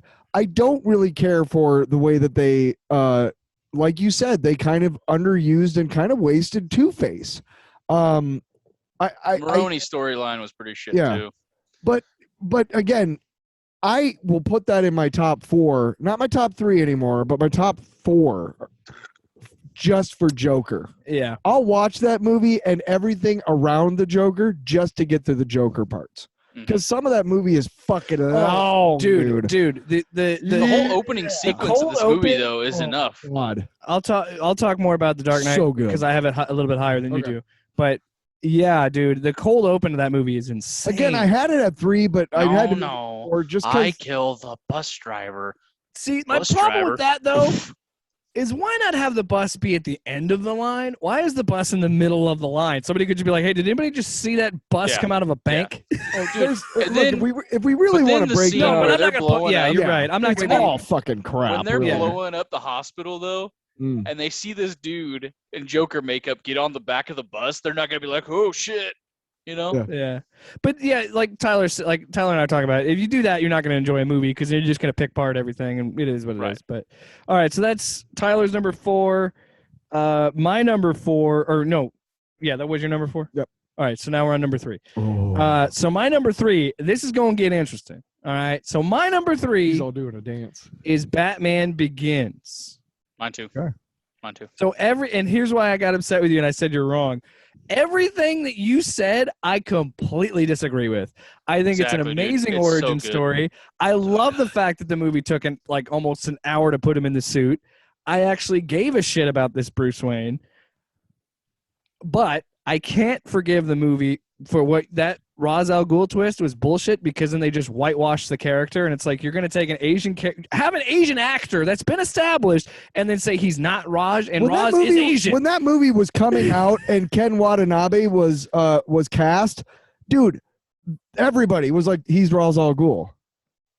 And also, and to do nothing with him. If you use a microwave to try and like evaporate the water, you're also going to boil everybody else's blood, you fucking morons. All right. It's a comic book movie. I got you. It's on the right the wavelength to get it just in the water, because blood is thicker than water. Sure, but I need to have it a as lot high. of holes. Look, but we're not going fine. with It's holes. fine if you want to make Ducard Ra's and make that a twist, whatever. I like that twist. I do too. Because I didn't think of it as whitewashing, to be honest. Because no, I didn't either. When I watched the animated, that's somebody will. That's how I view it. When I watched the animated series, I thought that Liam Neeson fit the animated version so well, because he is more of an English fucking douchebag. I guess. And I feel like Liam I Neeson guess, and I don't think I'm racist or anything like that. No. But what I think is, if you're going to get Ken Watanabe, who Nolan has collaborated with since, I just feel like if you're going to use him and have a name like that, make him Ra's. But we also get Liam Neeson being Ra's, and I like Liam Neeson's And Ra's. technically, in the first part of the movie, he is Ra's. I did like him coming back in Rises too. I thought that was kind of cool. Yeah, as far as say that, I did like him. He's the ghost. As far as Bruce knows, in the first part of that movie, he is Ra's al Ghul. Mm-hmm. So I mean, it's not like he didn't play him. But it's just I think it was like for the the Darth movie Vader though, killed your father. For the movie though, it fit, because the whole point of it was him being his teacher and saying never trust your surroundings. He trusted him. Yeah. And he still came back and was like, "Here, It gonna is fuck pretty. you over. I'll Don't give trust you that. anyone." It's a great turn for the villain. It is kind of a little bit out of left field, but it's not one of those twists that's like just for the twist's sake. And certainly when you see the twist, you're not like, oh, give me a break. It's more just like, that's a little Another convenient. reason I love it is it was the first time in a while that a filmmaker took the character seriously. Yep. And actually tried to do something with it. I'll give you that. Absolutely. And I think it was a really good way of taking the Frank Miller stuff from year one and not doing it verbatim. Yes. Yeah. And I have also like the fact at 5. It's not like I hate it. Yeah, it's just Yeah, but for sure. I feel like your criticisms are warranted in some areas, but I totally like the fact that Tom Wilkinson being Falcone was masterclass cast, because he's so good in that role. Yeah. And I like what I'm sure Luke will touch on with his Batman Begins ranking. It's I the like same that ranking. this was the Start first with 3. time that we got to see him be a little bit more of a detective. However, they kind of tossed that aside in the other movies because he kind of, to be honest, Christian Bale's Batman's kind of stupid, but he's kind of a meathead, isn't he? Yeah. But they in the Dark Knight, he does the whole bullet forensics shit. Yes, he does have that scene. But the other problem with the Nolan franchise is, hey, I'm supposed to be this big detective, but I got this dude that does it for me, Morgan Freeman. He relied too much on Lucius, for sure. But I thought it was such a cool origin story. I'm gonna say my 3 and my 2 are technically tied because it's Returns and Begins. Returns and Begins are so close in my number 2 and 3 that I can't really give it either one because I love Begins so much. But the reason why it's tied with Returns is because I love Returns. Michelle Pfeiffer's hot. Keaton's my favorite Batman actor. He's my number 1. Luke, I have a question for you. There. What's up? When you saw Michelle Pfeiffer in that costume, were you like, I'll eat your ass? Oh yeah. How much would it have cost him? You know how much it would have cost? $1 million, bitch. He's like, I don't care. I mean, I'd dude, when she licks him and he's like, when they go in for the kiss and she licks him, I'd like her to do that to my ass. She did that to you before. You'd be like, listen, yes. Listen, sweetheart. There's not a lot of give in this bat cod, okay? And don't make me hard in the suit. And then he just jizzes. And Nice. He's like, Nice. But Danny DeVito, he just fucking shattered. Danny DeVito's performance as the Penguin, as masterful. weird and oddly created for this universe it was that he's a deformed Penguin man. I feel like what better cast? Dude, when he bites that dude's nose off, when he's eating the fish, whenever he eats blood. fish, it's disgusting. I want to throw up, and that's yeah. He's but I also because it's a Christmas movie, it is my number 1 Christmas movie, and it's a tradition in my house. I watch it on Christmas Day every year because it is my favorite. I'm pretty sure we watched it a couple years ago around Christmas time. I'm pretty sure that's why we watched it. It just when he drops the Christmas Queen off the top of the building to light the tree. Yeah. And the bats go. That's just awesome. We should talk about the fact that they literally created a character just for Christopher Walken. Yeah. And that's Shrek. Oh, Catwoman. But shove you out of a window. Also with Batman Begins being tied as well. The reason why I love Begins so much is because it is a Bruce Wayne movie. And I like Christian Bale so much, and I love him so much that Psycho is probably like my top 5 movies of all time. I hit my mic in my face. Oh. And I love the movie Psycho so much with Christian Bale. American Psycho. I love it so much that when I watch it, my wife yells at me because it's so weird that I like this movie. And I say, a little bit. Yeah, a little bit. I just think it's such good acting by him. No, yeah, no, I love that. It's just, and then when he's talking about Huey Lewis with the fucking smock on, I think that's hilarious. He's fucking axes him. And and sometimes when I watch Batman killed Joker though. He killed Jared Leto. That's true. Which a lot of people would thank him for. But okay, when I watch Batman Begins, because it's so much of just Christian Bale in a suit, Maddie thinks that I watch that's me watching American Psycho, and so she yells at me again, and I'm like, it's Batman, stop. He's not a murderous freak. Now that's Batman. No, but imagine Batman doing the same lines. Now get a reservation at Dorsey's now, you stupid fucking bastard. Okay, I read the book. Okay, and then watch Batman shove a cat in a fucking ATM. Like what are you gonna do about that? Yeah. I started having so you gave and I like Scarecrow in Begins, like the performance from the Scarecrow guy. What's his name? Yeah, I really like. I love that. Cillian Murphy. Yeah, all 3. Yeah, that's cool. And I love that he comes back as the judge for fucking Wasteland. Yep. That was cool. Also, we don't talk about how brutal that was, making them walk out on the fucking ice. Well, we've already talked about that. Time out. Another flaw of The Dark Knight Rises. Even though I love that movie, Batman, you're on a limited time scale, but you have enough time to make a giant flaming bat symbol. I already touched on that earlier. I said it makes no fucking sense, but it was still I'm back. It's cool though, okay? It's cool. Awesome, Tyler. And he does all that just to go on a suicide mission. I don't know Right? why my Bilbo is Right? I'm back. And that's another thing too, is in Batman Begins, his Batman voice is good. By It's Rises, not bad. It's the by other two Rises- movies. By Rises, he's smoked 12 packs a day, and you can't Dude. understand a goddamn word he says. When he's beating up Bane and he's trying to find the switch, where is it? You wait to put it on an ordinary territory. When the first one is, where are the drugs? Sounds like if a bulldog learned to talk. Yeah. Spot on. Can you take me outside? I have to poop. Okay, where are we at now? Number I also, the only real flaw I have with Batman Begins is I can't stand Katie Holmes. Yeah, I think can't Maggie stand Gyllenhaal her. is a better actress, and I Yes. like her more. And in that's the the second movie. and that's the same reason that Rises or The The Dark Dark Knight fucking goes so low is because I also hate when they recast. Yeah, I can't stand that. Like it's a better recast and it's better for the movie, but I hate when they do that and it always drops a peg Was for it- me. wasn't Rachel made up for those movies too? Like she wasn't. Yeah, she was just in that movie. She's not a real character. Yeah. They made her up for the movie. Which- all right, We would never have. Rachel. Rachel. All right. Here we if I think it's probably a good thing that my wife's name isn't Rachel because she probably wouldn't be with me because I would yell Rachel at her all. Rachel, I just did the dishes. Well, dude, when fucking when Gomez first got married and like for the first year prior, we would literally do that to her. Rachel, Rachel. I shit myself. All right. That's probably why they Remember, it's a bulldog. Rachel, where's my chew toy? Anyway, where's my chew toy? because he's a bulldog learning to talk. Rub my belly. We're down to the final two, everybody. Dude, this is gonna be the longest episode ever.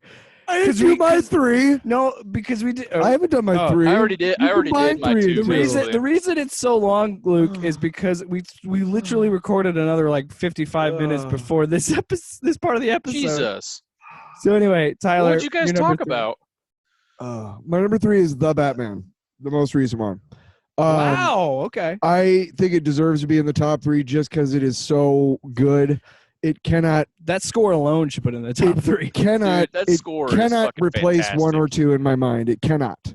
It just can't. Yes. But Okay. 66 Batman. it cannot replace my 2 and 1. But it just can't. But I'm not going to tell you, Luke. I'm not going to spoil it. Fuck off. All right. Fuck. Because I'm right. But the most recent one is great in so many ways. Just when it was first announced, I would talk on the podcast about how I don't give a shit. Yeah. The first You're previews, like, I don't want another everything Batman else, movie. everything that I started seeing about it made me think this is going to be fucking awesome, and it turned out to be fucking great. I loved Pattinson. I loved everything about it. Yeah, we talked for almost 2 hours I about can't how even much we loved think it. of anything about that movie that I didn't like. Honestly, I said the so- same thing when I heard about Battinson. Is what I But said there's about Christian reasons for Bale. 2 Whenever, and 1, or Ben Affleck. When everybody said Batfleck, that's gonna be a shit cast. I was like that Firehouse show when he was like, I don't know, man. I think it's gonna kill it. well, plus I was on board. That's what they I was said on about board. Keaton. That's what they said about Keaton. He's gonna crush dude. it. Yeah. Well, yeah, because he's 5'5" The- when Batman's supposed to be 6'5". Well, he's a comedic actor. They said Yeah. no way can he do it. For me, I think the only time that I've ever seen a cast seen a casting where I'm like, well, that's not going to work. And it's only the 2 times where I felt like for me personally, was true. And Luke will fight me, die on this hill. But it was Jared Leto's casting and Jesse Eisenberg's casting where I'm like, that's not going to work. Well, the reason why it's number 3 is because Didn't feel that was I know- happening. I think for part of it- for their universe they work though because Right. it is their universe is just shit. well, I know part of it. I know part of it is that it's the most recent one. That does add a lot to bringing it up there. But and I'm not saying that without my 1 and 2 that it would be number 1. I'm not saying that, but it is a fresh take on the Batman. It reminded me a lot of Batman '89 in the respect that it's the same character, but it feels fresh, and I really liked that for a change, because of all the crazy shit they did in the Schumacher movies with the Batmobile, that one with the giant fucking flappity. I think it's Batman Forever. Yeah, it is. Yeah, and all the lights. The Dude, shark fin. we've talked about this too. I love that the Batmobile is just a fucking straight up muscle car Yes. from hell. That's Yes. fucking cool, man. And you can't even tell it's Colin Farrell. Oh yeah, dude. Oh, so good, right? Yeah, The I love the yeah. casting. My The biggest gripe is casting not in this enough of him. movie is And Zoe is Kravitz, so good. The casting by far. Paul Dano. Jim Gordon. Yeah. Motherfucker. Yeah. Okay. Like, Okay, so I want to see something. I want to figure this out because Luke and I are probably going to have the same top 2, but I want to figure this because you're going to have something different. Technically, Begins and Returns were my tied for 2. Oh, Yeah. So I skipped. okay. 3, So went for the 2. I'll be the basic bitch then. All right, number 2, for me is The Dark Knight. Okay. I think that, and this is why the Batman, and I've said this in our review. This is why I think the Batman is higher than the Dark Knight for me. Mhm. It's the same reason why you love the Dark Knight. The same reason I love it too. But it's a Joker movie. Oh yeah. It's Joker's movie, and It that, wouldn't be as good with more Joker, I hate to say. See, and see, no, that's the and problem. That's so the much biggest about- problem, and the best problem with the Nolan trilogy is the first one is a Bruce Wayne movie, second one's a Joker movie, the third one is a third Bane one's a movie. Bane movie. So Yeah. it's these movies with Batman, Yeah. and I love that. I never But at the same time, I would rather have it more Batman shit. But Yeah. because of that, and that the performances are so good. But yeah, that says about I gotta tip the cap to Christopher Nolan's belief in what he was doing and trusting in Heath, because he puts the shoulders of that movie on Heath Ledger, and Heath Ledger just fucking kills it. Like Yep. it's, and he, like, you can make the debate that he won that Oscar because he died. You could make that I don't argument, know, man. but it's hard, dude. You take Joker out of that movie, it's not as a compelling movie. And I know Not you're even thinking, close. Jake, how can you put that number 2 in the Batman movie? And I say that makes it one of the most Batman movies, because honestly, the best thing about Batman is his villains. It's always been the villains. So that's why I think the Dark I Knight can't wait works to so tell you well. my number 1, yeah. It's gonna be Batman 66. But that's why I think, and yes, it might be cliche for me to put the Dark Knight as high as it is because everybody loves the Dark Knight. No, I love it. Look, the movie has its flaws. We've talked about it. The Two-Face stuff. Maggie Gyllenhaal's okay, but I don't think there's a perfect I will Batman say, though, when I first saw that movie and the fact that they blew her the fuck up, I was very surprised. I was like, oh, shit, they did it. Because he gave him the wrong, like, that interrogation scene, I've watched that. That's a pretty good that twist. When scene, you when he figure gives her out, the wrong address, yeah. like, brilliant. yeah, And that scene, because you think the whole time that he's going to Rachel, yeah. and you said it too, every fucking scene Heath Ledger is in, it is unbelievably good. And, Right? like, the interrogation scene. You want to rewatch it. The only one that doesn't make sense to me is the hospital scene. Not because I didn't think that, oh, maybe that guy's the Joker, but the fact that you're not going to tell me that Harvey Dent wouldn't blow his fucking brains out Yeah. because he still killed his wife. Yeah. But oh no, it's the dirty cop. See, I'm just a dog chasing cars. But You see say this, that, and then you just you see rig that- 2 bombs. But you see in the movie though, even if he were to shoot him, he's got his finger in the tumbler, like the whatever. Oh you yeah, call that's it. Yeah, true. he He's got can't- it on the got it in hammer. there. Yeah. Yeah, the hammer. So he's already thought it. Which again, genius. You think I'm a guy with a plan? I'm just a And dog he- chasing cars. He has a plan the whole fucking movie. The whole movie is fucking Well, planned, bro. And that's another thing I love too, that he changes his origin story. Like that's so yeah, smart. that's And neat. Yeah. my father. So serious? if he's gonna have an origin story, he prefers it to be multiple choice. And Okay. dude, Did yeah. you know he did that because of the makeup? Like Yep. the licking the I've lips known that was for a not, while. and that became the character thing that because he couldn't It's keep so his cool prosthetics. though. It just he was doing it, yeah, and then they realized it added a level of Creep? yeah. You and I talked about this, Luke. You and I had the same thought. Our favorite subtle moment of that movie is when he says, how many friends of yours have I killed?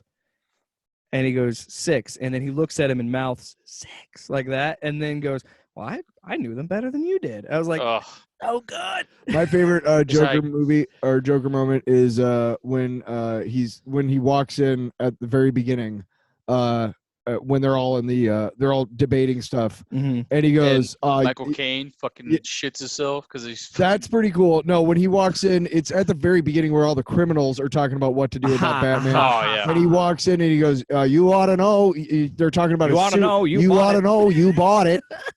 For some reason, it's so off the cuff and it's so not Heath Ledger's voice. Yeah. And it's kind of the first. It really is the first like full. Yeah, because that's the first scene after the bank scene. But I'm gonna make the pencil disappear. But the part where he goes to the fundraiser for Harvey, yeah, and he grabs the champagne and it's empty, and he's like, tosses the glass. Well, he grabs the subtle things that he does. When the bomb didn't work on the hospital, that was really Heath Ledger slapping the thing, and then it goes off and it freaks him out. That was real. Here's the thing. I've read differing. I read that too, but I've also read accounts that is not true. That Nolan and Ledger actually wanted to do that. Maybe that it was on purpose. I like either but that's story. the problem too. Like as it goes on, you hear it the first time, and then like so many people are like, "Well, no," and then it just keeps going back and forth. Fucking Mandela effect. When it first came out, I heard that it wasn't planned and it wasn't scripted. It was improv. For the most part. And I feel like that it works much better that way. I think yours makes more sense that him and Nolan knew. It's a better story that it wasn't planned.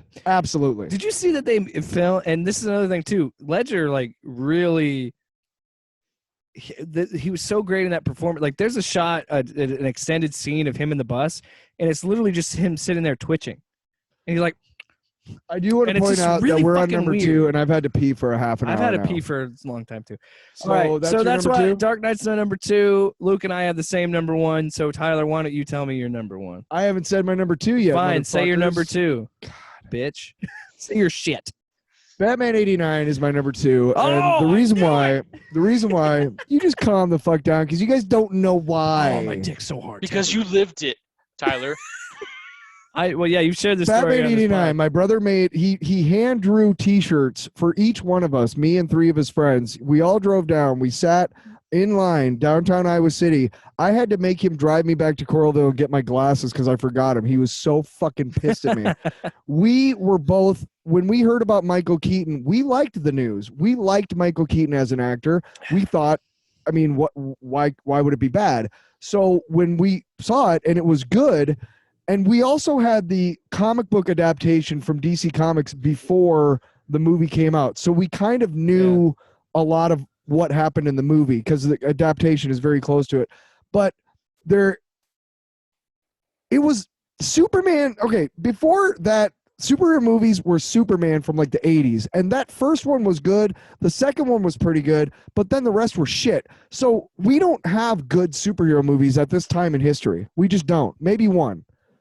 And so to see a movie studio and Tim Burton, who's actually a rising star, to see all these actors and everything, to see all them come together and make this fucking comic book movie. And the Prince fucking soundtrack? For my brother and me, dude. Dude, that was fucking huge, dude. That's my number 2. I wish I could. Not necessarily the quality of the movie, because there's parts that don't hold up necessarily, but it's still pretty fucking good. People talk about it, they could time travel. They'd be like, I'd go back and kill baby Hitler or whatever. No, dude, I would go back in time and watch Batman 89.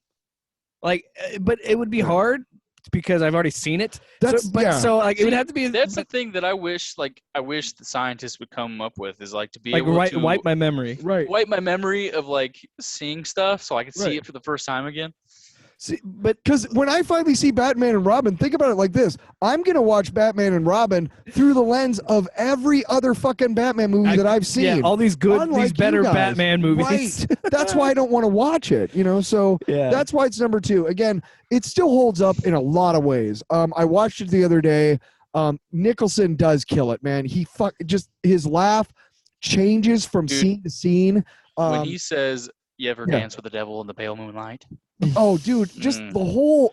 How'd you feel about them making him Jack Napier and he's the one that killed his parents, though? It was very organic. It was very organic and it worked for the movie. I don't know if that's good for the mythos of Batman as a whole. That's the beauty of him. But for the Burton movies, it fucking works perfectly. Well, if anything, this list has shown that's the beauty of Batman. You can make all of these different style of movies and them be Batman and work with them. Eckhart, which is crazy. The future. Dude, Eckhart when Eckhart's like, Mother of God.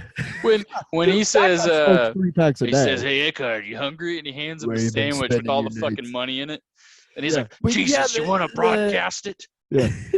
And dude, when Batman first shows up in the movie, dude, when Batman first shows up in the movie, they go through that whole like thing around the stone thing for the credits, right?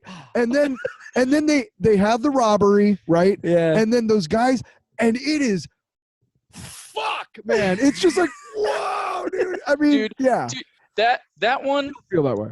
the Batman and the Dark Knight are like 3 of the greatest openings in movies. Yeah. Because when you see them on the roof, and the one's like fucking tweaking because he's like, Yeah. oh, bro. And the other guy's like, fucking- shut up. Yeah. Oh, it's fucking perfect. It's a perfect way to introduce Batman. Yeah. Perfect. Yeah, that's a good point because the way that they do that in both those movies, it kind of starts in the same spot where And the first time you see Batman, it's him. He jumps off. I'm not wearing hockey pants. He jumps off. He jumps off the roof.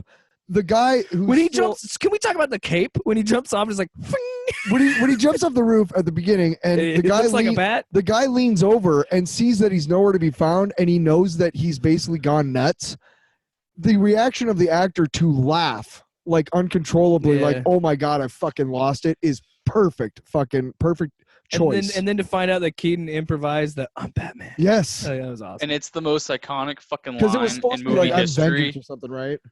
So But I don't he know. just I said don't even fuck- think that was. 'cause he was I don't think he was he supposed just to say shows up and anything. hits him in the script. I don't think there's anything there. I don't even think there's. Yeah, I can't remember. Yeah, Because anyway. he says, "What are you, man?" And then But that's my number 2.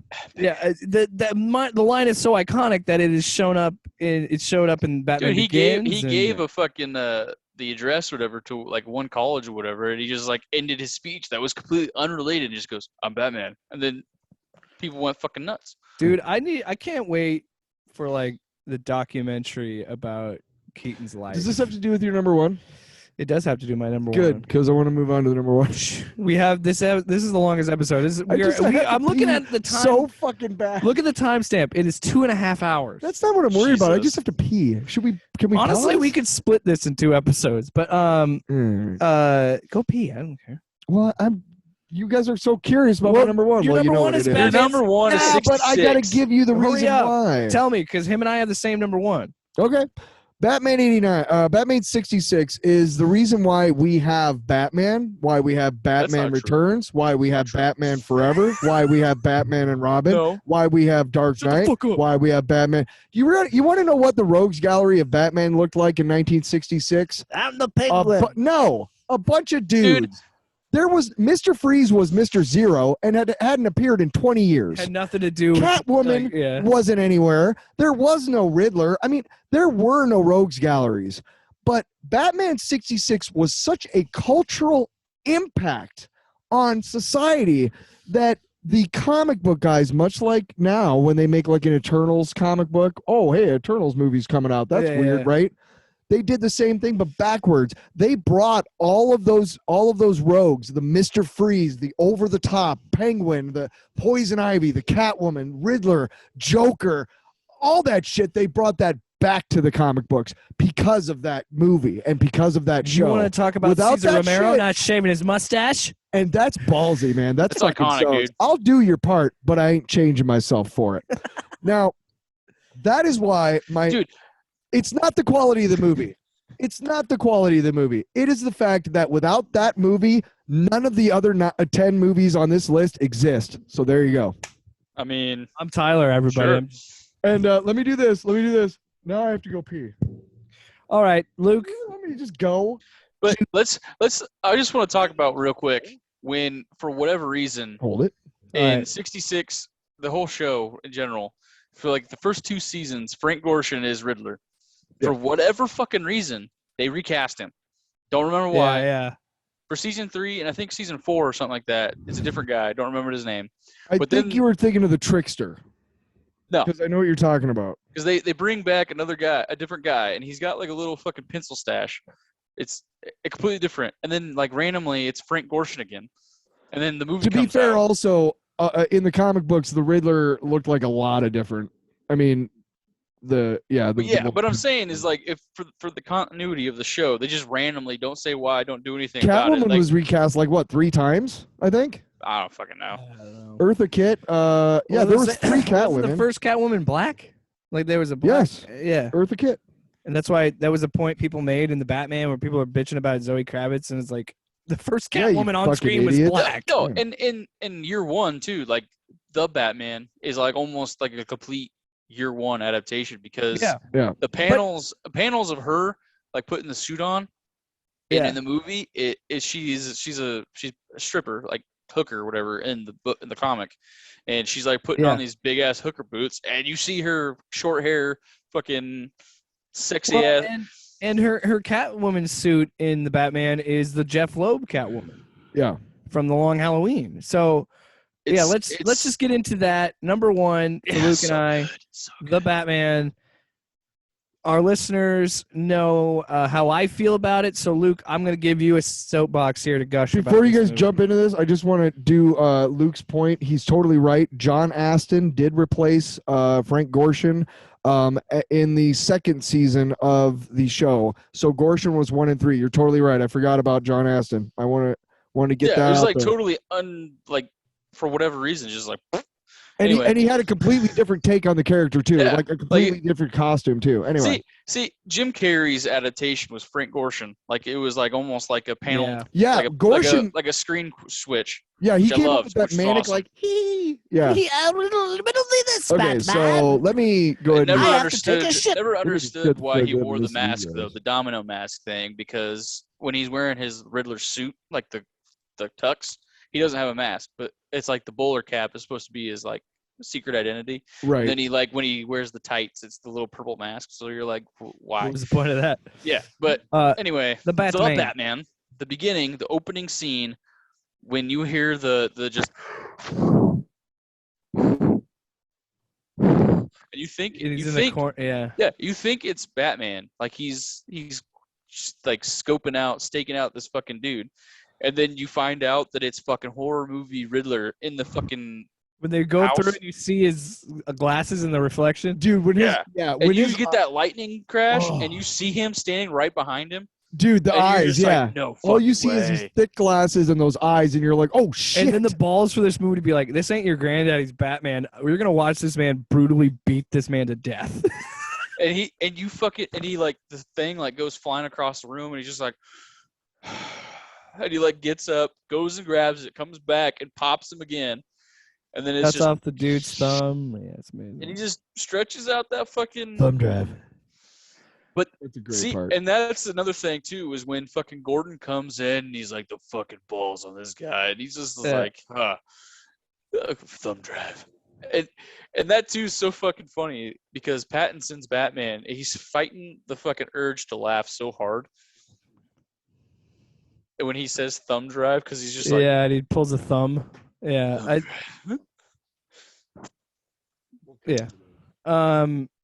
think that you and I saw it together, and okay, you already gave me your list. It's a terrible list, but I'm just kidding. You're wrong. But we saw that together and I just remember there were so many times throughout that movie I just kept looking at you being like, this score, dude. And there were so many times, like especially like we talked when Tyler talked about the Batmobile being just a muscle car, dude. And that sequence is amazing. Like I've never seen the Batmobile actually be scary. And I was gonna get that. This whole movie is like this horror movie, and I love that it's a fucking like it's like a serial killer. Fucking straight Halloween movie, and the fact that the Batmobile is literally its own character, and that whole scene feels like a monster movie. Yeah. Because at first you see it light up, then you hear that fucking roar, and you just. And that's the thing too. Yeah, you're right. Every director, but you get the chase scene. So when Penguin is driving, Colin Farrell's fucking freaking the fuck out. It feels like in a horror movie when you have that chase scene and the fucking shitty ass fucking civilians are trying to run away. I fucking got you. It even has a slasher thing where you think you killed Jason and Jason shows up in the scene and kills you. Yeah, that's exactly what it was. And I remember, again, you and I sitting there and I'm thinking this score, dude. And then he hits the jump and it's like, dun dun dun dun. I was like, good God, dude! I literally straight up like after that movie, I downloaded the fucking whole soundtrack. Oh, I listened to it before. And I was listening to it at work. I was when I was writing the fucking metaverse fucking Shadowblade shit. I was just listening to that score the whole time because it was fucking so good. Oh, dude, just the score alone. Like it you're right, literally plays the whole movie when you listen to that. It just sitting there, and like the fucking the one song, "Raining of Vengeance." Yeah. That's the title of the fucking track. It's so good. They just this whole movie. They never played so it until the end. awesome. But the main theme is much more optimistic at the beginning, but they don't play it until the end of the movie. Because I remember hearing the main theme, I'm like, this is really cool, and it's really optimistic, and then it like slowly builds and builds, and then it hits the like crescendo of the like dun dun dun dun, and like what it did. Even the animated movies, I don't think there's been one Batman movie where it hasn't had a amazing badass score. Yeah. Even the Schumacher movies have a good score. Oh yeah, like I mean, they're not Danny Elfman, but no, yeah. When you hear fucking like the Riddler, Tommy Lee, fucking Two-Face score when they're just doing the shit, that shit's good. Yeah. But again, even the Nolan trilogy, you have that like standing fucking like main theme for like all three of them, and then the fucking Snyderverse, everybody gets their own goddamn theme song. Yeah, but see, I like that, and I've talked about that. I love the fact that they overplayed that theme. Like almost every time you see him, that theme is playing, and I love that so much because I think it harkens back to the cartoons and stuff. I'll go back to just the Batman. The opening scene when you see the Riddler and he kills that dude.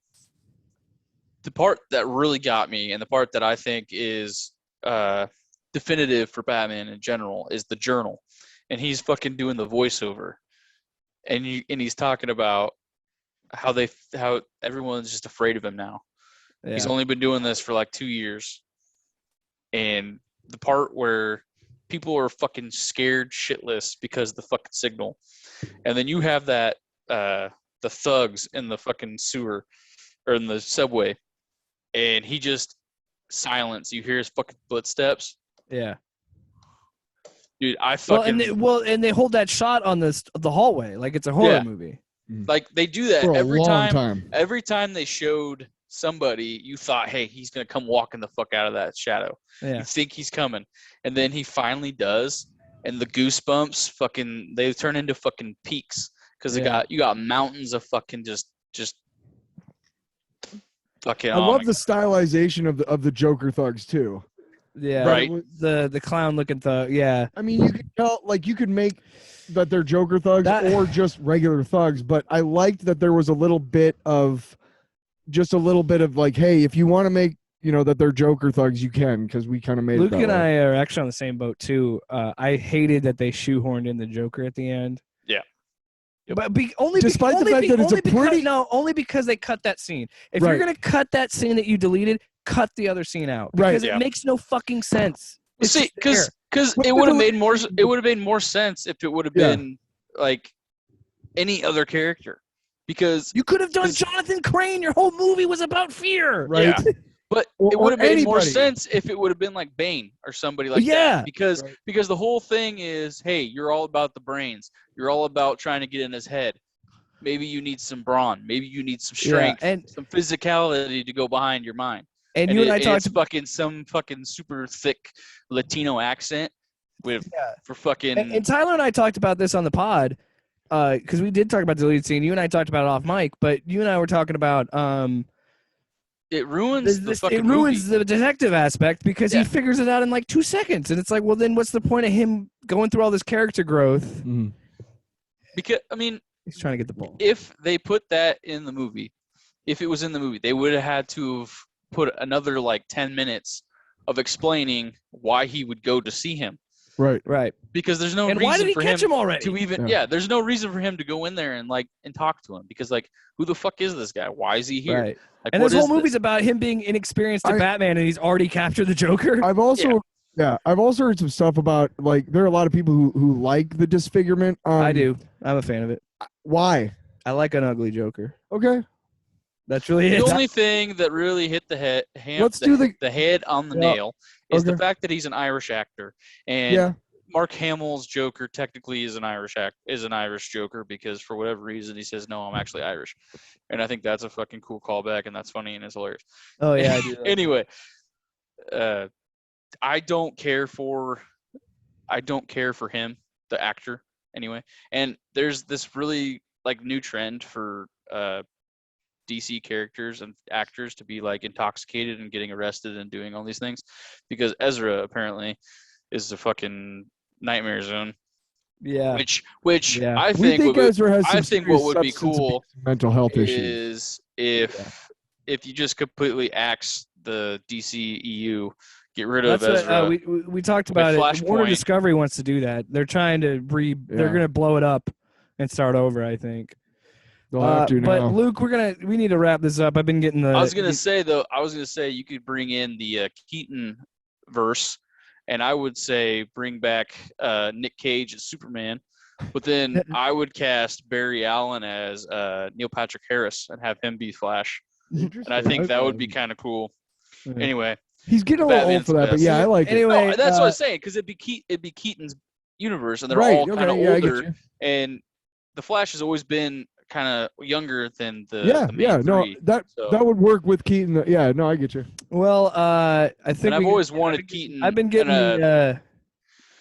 I don't have Oscar music, but I got the wife look, so we probably need to wrap this up.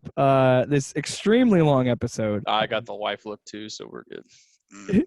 I know you. Well, I was talking to you. I saw you get the same look. Actually, I've been giving him a version. Fuck me eyes. I have a version of the wife look.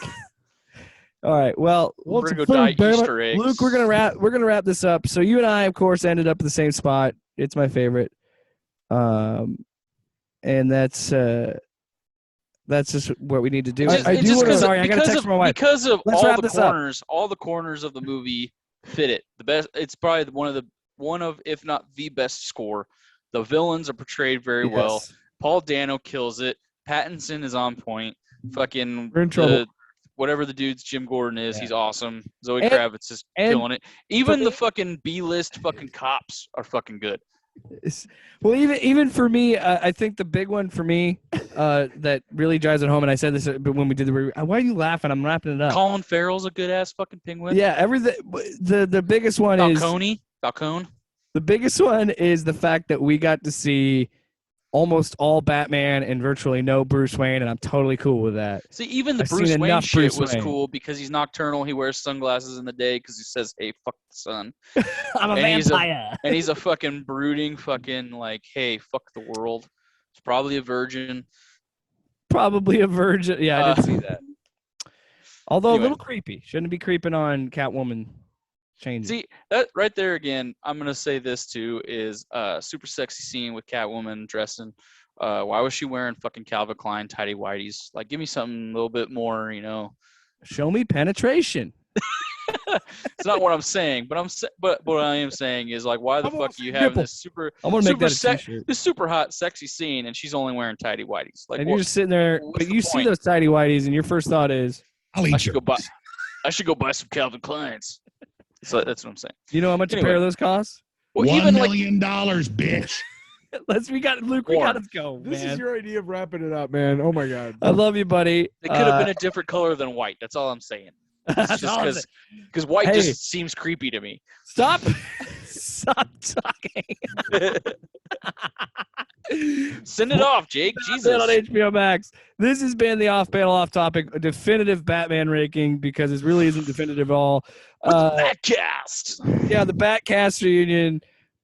We got to do those commentaries some point, the Batman commentaries. But we got to go because my wife is texting me. We got to get food. I love you. I love the listeners. I love America. I love the Batman. Batman.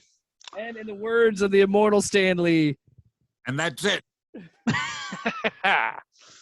It's not DC.